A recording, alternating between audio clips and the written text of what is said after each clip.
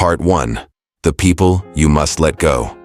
There's a certain type of person you absolutely have to learn to walk away from, not slowly, not hesitantly, not with lingering hope, but cleanly, decisively, and without looking back. These are the people who are deeply ungrateful. Those who take everything you give as if it were owed to them. And when you finally stop, they turn around and bite the very hand that once helped them. Some people call them white-eyed wolves. And if you've ever encountered one, you know exactly how cold that experience feels. Because the wound they leave behind isn't just about money, or time, or effort. It's emotional. It cuts deep. It makes you question your judgment, your kindness, even your values. These people can show up in many forms: a relative you once supported when they were struggling, a colleague you helped again and again when they were at their lowest, or even someone from your own family, someone you thought would always understand. At the beginning, everything feels normal. You help them once, and they're grateful. They thank you sincerely. They praise you. They make you feel like your kindness mattered. You help them a second time, a third time, even a 10th time. And slowly, something begins to shift. The gratitude fades. The appreciation becomes quieter. And without you realizing it, your help starts to feel expected. To them, it's no longer generosity. It becomes obligation. They begin to think, "You're doing better than me, so of course you should help." And then comes the moment that reveals everything. The 11th time, the moment when you can't help anymore. Maybe your own resources are limited. Maybe you've realized that this pattern isn't healthy. Or maybe you simply decide to stop giving unconditionally. You say no, and suddenly, everything changes. The warmth disappears, the respect vanishes, and the person who once praised you begins to turn against you. The speed of that change is shocking. It's like watching someone switch masks in an instant. They forget every single time you stood by them, every moment you showed up when they needed help, every sacrifice you made. All of it disappears, and in its place, they hold on to one thing, the one time you refused. That becomes their entire story of you. They begin to talk to others, to anyone who will listen. They call you selfish. They say you've changed. They accuse you of abandoning them. Some will even go further, questioning your character, labeling you as fake, unkind, or even cruel. And when you hear these things, it hurts deeply. It keeps you up at night. You replay everything in your mind. You wonder, was I wrong? Did I misjudge this person? Why did I invest so much in someone like this? There's a kind of anger that comes with this realization. Quiet frustration that sits in your chest, and sometimes it feels unbearable.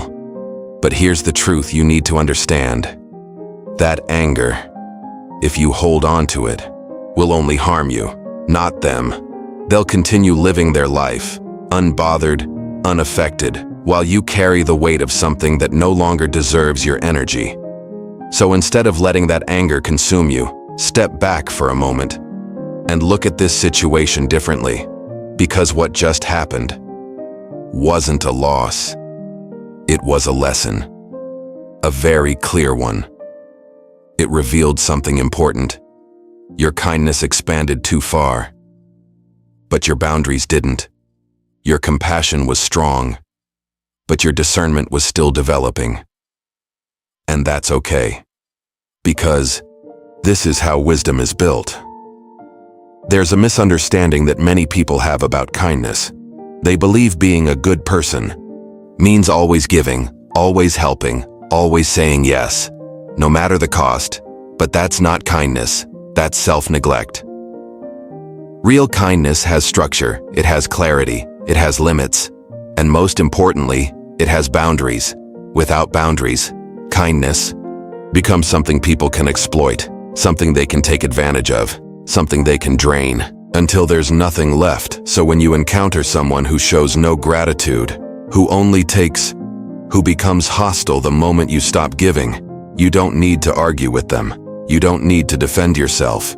You don't need to prove anything, and you definitely don't need to fight for their understanding, because they're not looking for truth. They're reacting to the loss of what they were receiving. Instead, what you need to do is something much simpler, but also much harder. You let them go.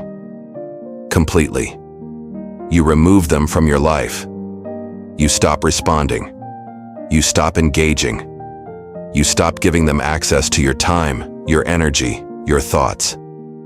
Not out of anger. Not out of revenge. But out of clarity. Think of it like this. You didn't lose something valuable. You paid a price to see someone clearly, and that clarity is worth everything. The time, money, or effort you gave.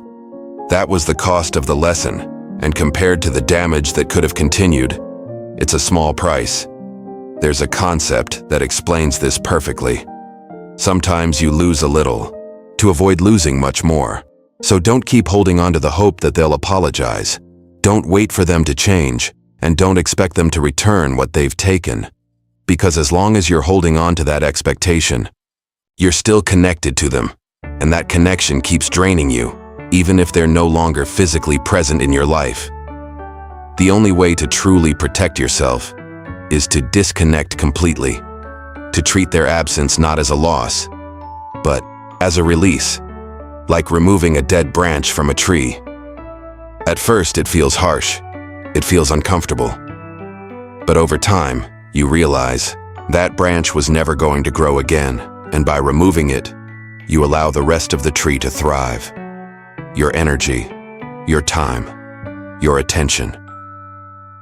These are limited resources, and they should be given to people who value them, people who respect them, people who reciprocate, not necessarily in equal measure, but in genuine intention.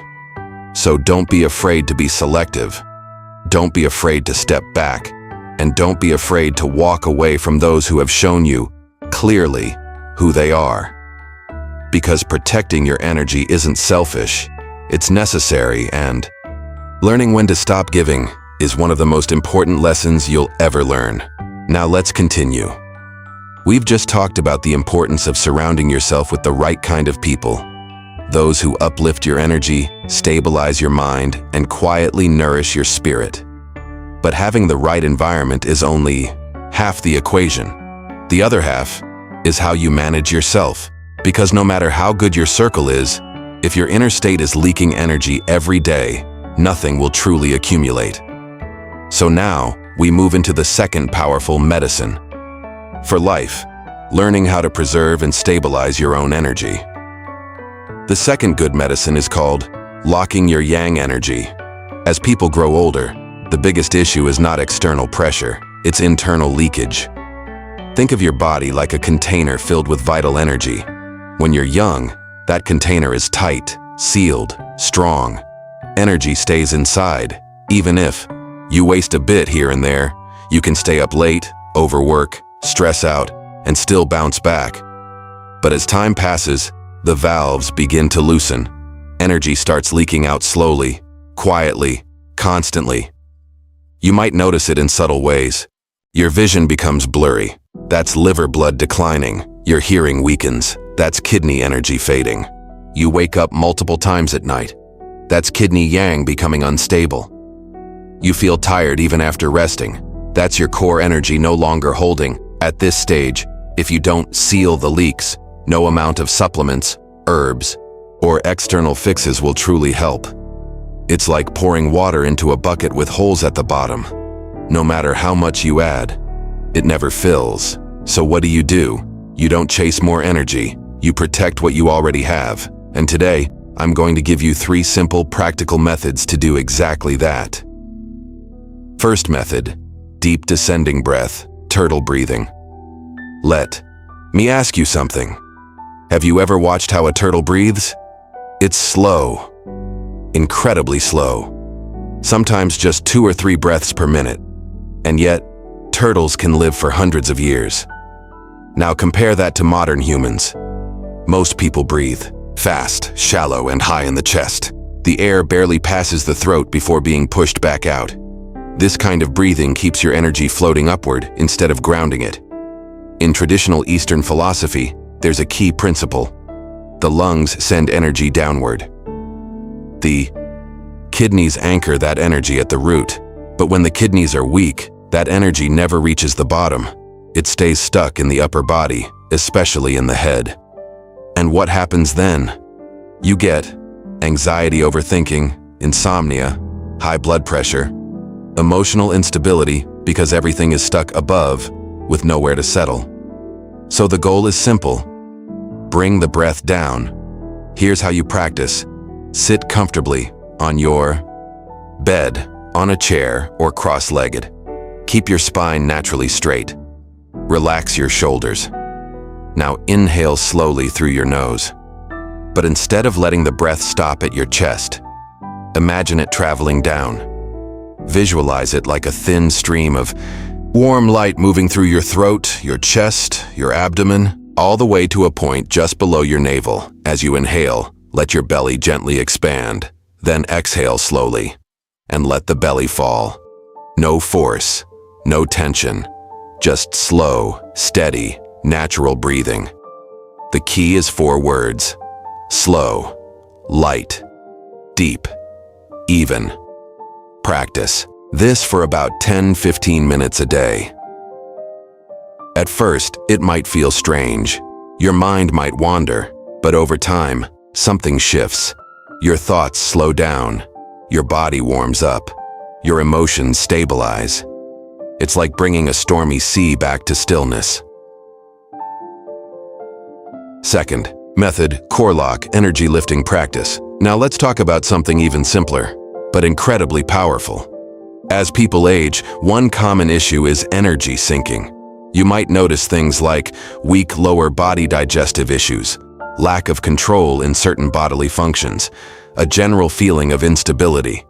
This is because the body's central support system is weakening, so we need a way to lift and stabilize that energy. The method is surprisingly simple. It's called lifting the root. You can do this anywhere, anytime. No one will even notice. Here's how. Gently contract the muscles in your lower pelvic area, as if you are trying to hold something in. Hold that contraction for about 3 to 5 seconds, then slowly relax. That's it. Repeat this cycle 30 to 60 times a day. You can do it while sitting, standing, watching TV, riding the bus. This small movement stimulates a very important energy point in the body, the foundation of your entire system.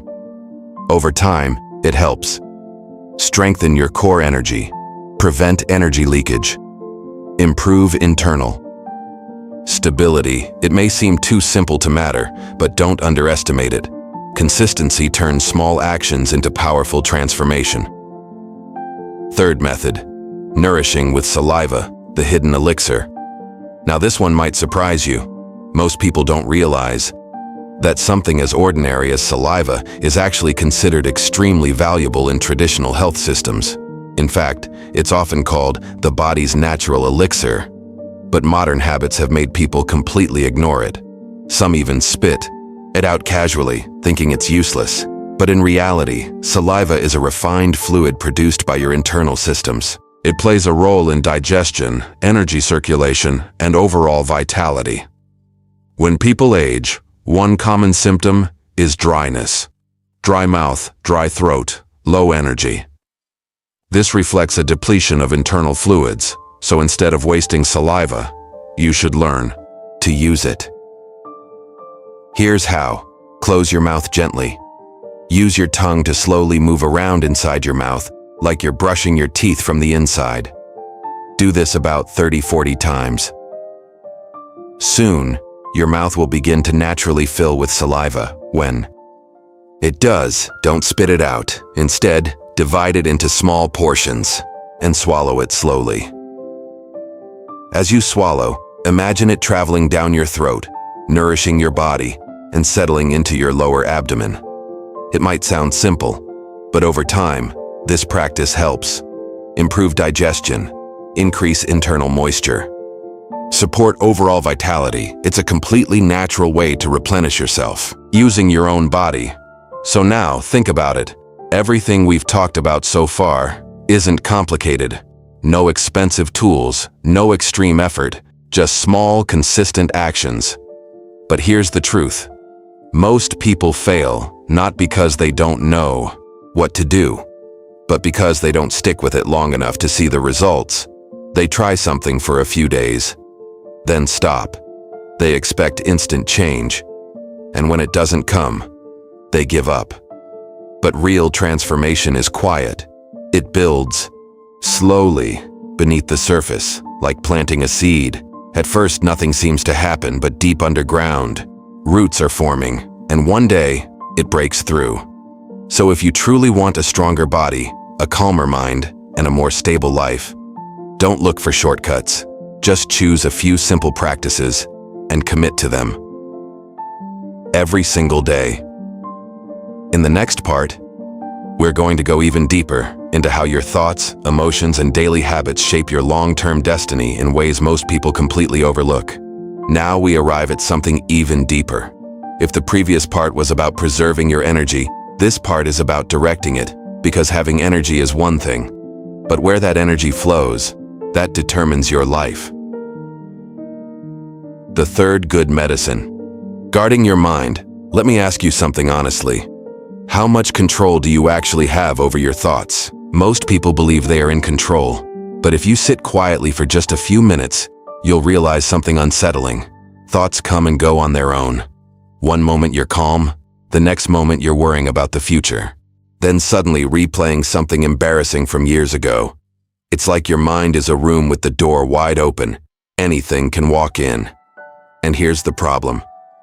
Whatever enters your mind shapes your reality. There's an old saying, your thoughts create your emotions drive your actions build your destiny. So if your mind is constantly filled with anxiety, anger, jealousy, regret, then no matter how good your environment is, your life will still feel heavy. This is why guarding your mind is not optional, it is essential. But how do you actually do that? You don't fight your thoughts, you observe them. Think of your mind like the sky. Thoughts are just clouds. Some are dark, some are light, but none of them are permanent. If you chase every cloud, you'll exhaust yourself. But if you simply watch, they pass. The practice of awareness. Start small. Each day, take a few minutes to sit quietly. No phone, no distractions. Just sit and notice. Notice your breath. Notice your thoughts. Don't judge them. Don't push them away. Just watch. At first, it might feel uncomfortable because for the first time, you're seeing how chaotic your mind really is. But that's okay. That awareness is the beginning of control. Over time, something interesting happens. You begin to notice patterns. You realize what triggers your anger, what pulls you into anxiety, what drains your energy, and once you see it clearly, it loses its power over you. Stop feeding negative cycles. Here's something most people don't realize. Your mind doesn't just receive thoughts, it also feeds them. The more attention you give to a thought, the stronger it becomes. For example, you remember a past mistake. If you dwell on it, replay it, analyze it endlessly, you're watering that seed. It grows.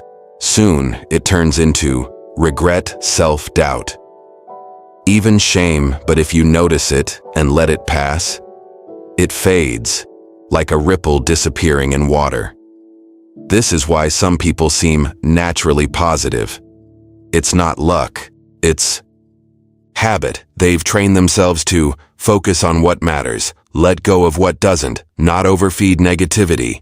Your attention is your power. Where your attention goes, your energy follows, and where your energy flows, your life grows. So if you constantly focus on what you lack, what others have, what went wrong, you are literally building a life centered around dissatisfaction. But if you shift your focus to what you can improve, what you can appreciate, what you can create, everything changes, not overnight, but steadily. Emotional discipline. Now let's talk about emotions, because emotions are energy in motion. They are not your enemy, but they can become your master if you're not careful. Take anger, for example.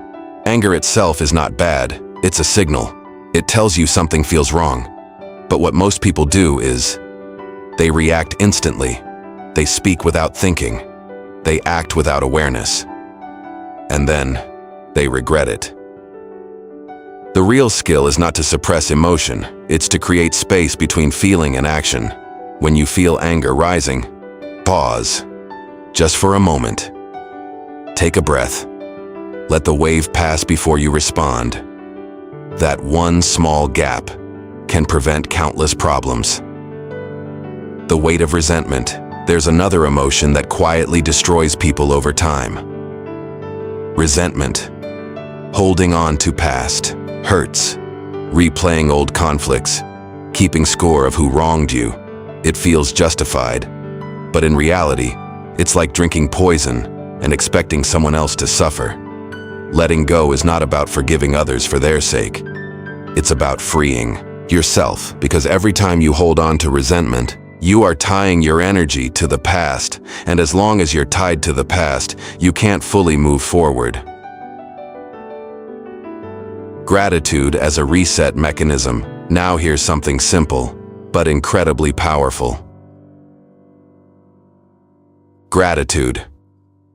It sounds basic, but it's one of the fastest ways to shift your mental state. When you feel overwhelmed, pause and ask yourself, what is one thing I can appreciate right now? It could be your health, a meal, a friend. Even just the fact that you're alive. This isn't about ignoring problems. It's about balancing your perspective, because no matter how difficult life gets, there is always something that remains.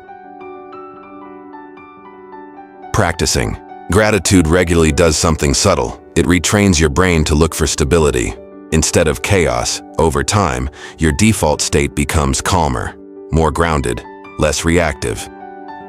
The environment you consume. Let's be honest, your mind is not just shaped by your own thoughts, it's also shaped by what you consume daily, what you watch, what you read, who you listen to. All of it matters. If you constantly expose yourself to negative news, toxic content, drama, and conflict, then your mind absorbs that frequency, even if you don't notice it immediately. So be selective. Curate your environment. Choose inputs that educate you, calm you, strengthen you, because over time, your environment becomes your mindset. Building inner stability. At the end of the day, the goal is simple: to build a mind that is stable in chaos, calm under pressure, clear in decision-making. This doesn't mean you won't feel emotions. It means you won't be controlled by them. And when your mind becomes stable, everything else follows. Your relationships improve. Your decisions become wiser. Your life becomes smoother. Not because the world changed, but because you did. In the final part, we'll bring everything together: how your habits, relationships, and mindset combine to shape your long-term path, and how to design a life that actually works for you.